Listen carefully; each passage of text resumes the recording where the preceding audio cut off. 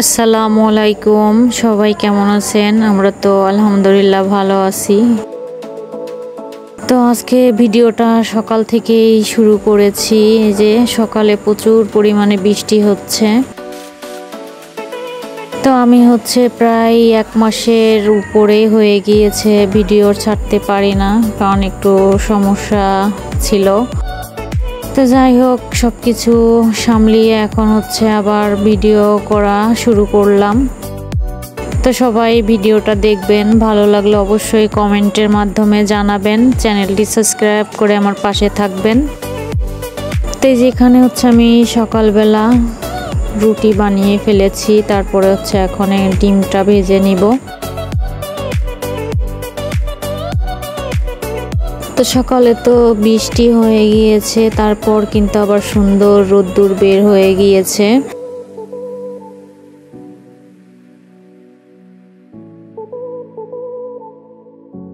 তো আমার এখানে লাউ রান্না করেছিলাম। এই যে লাউ তরকারিটা ছিল, তো আমি এটা দিয়ে রুটি খাবো আজকে।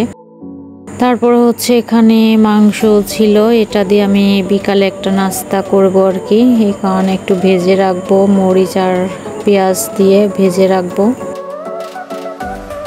তো এখানে আমি চা বানাচ্ছি।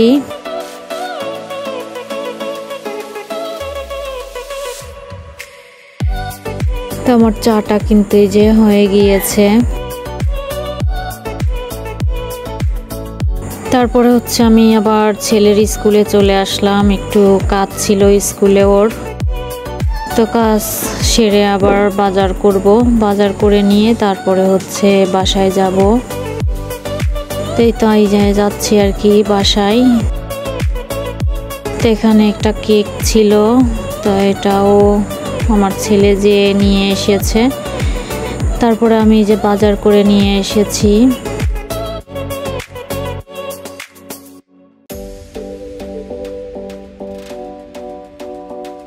তো এখানে নুডলস, তারপরে বিস্কিট, তারপরে গুঁড়া দুধ ছিল, তারপরে কিছু সবজি ছিল আর কি, আমার যা প্রয়োজনীয় এটাই আমি নিয়ে এসেছি। তারপরে ঝটপট করে কি রান্না করব, দেরি হয়ে যাচ্ছে বাজার গুছাইতে। এই কারণে আমি এখানে বিরিয়ানি রান্না করব। তো এখানে সব কিছুই রেডি করা ছিল। তো এখন আমি নিজে বেরেস্তা করে নিব। তো বেরেস্তাটা কিন্তু একদম সুন্দর করে ভেজে নিতে হবে। তো আমার ভেজে নেওয়া হয়ে গেছে এই যে বেরেস্তা।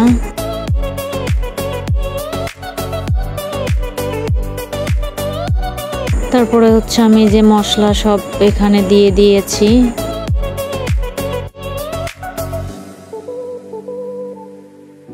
তো আমাদের কিন্তু আবার বিরিয়ানি একটু ঝাল ঝাল খেতে ভালোই লাগে। তো আমি আবার সামান্য একদম 1 চামচেরও অনেক কম, অর্ধেক আর কি, তো আমি দিয়ে দিয়েছি। আর এই যে এখানে বাদাম বাটা আর একটু গুঁড়া দুধ দিয়ে দিলাম। তো বাদামের সাথে একটু গুঁড়া দুধ মিক্সড করে এখানে দিয়ে দিয়েছি। যে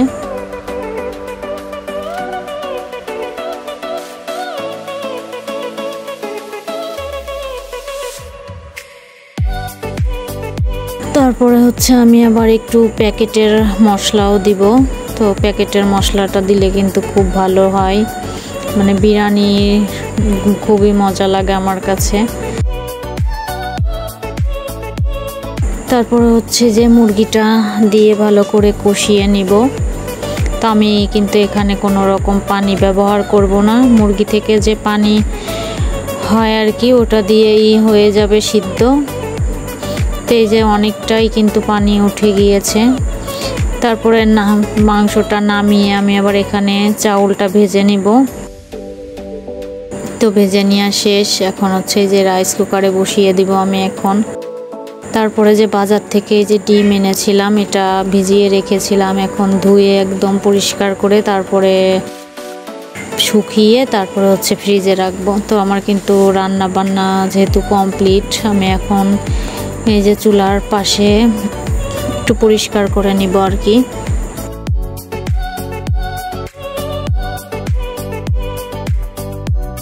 তারপরে হচ্ছে এখানে যে সন্ধ্যার সময় হচ্ছে আমি এই যে মাংস পিঠা বানাচ্ছি, মানে বানানো হয়ে গিয়েছে আর কি। তো আমার মাংস পিঠার কিন্তু মাংসটা শর্ট পড়ে গিয়েছিল। তো যাই হোক, আমি আবার ওটা দিয়ে একটু সেমাই পিঠা বানিয়ে ফেলেছি এখানে যে।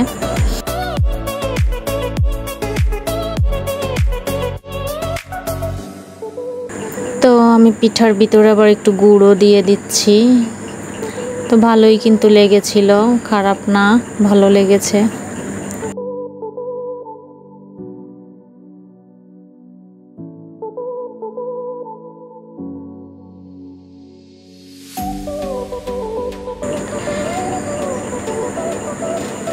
আজকের মতো আমি ভিডিওটা এখানেই শেষ করব। সবাই ভালো থাকবেন। আল্লাহ হাফেজ।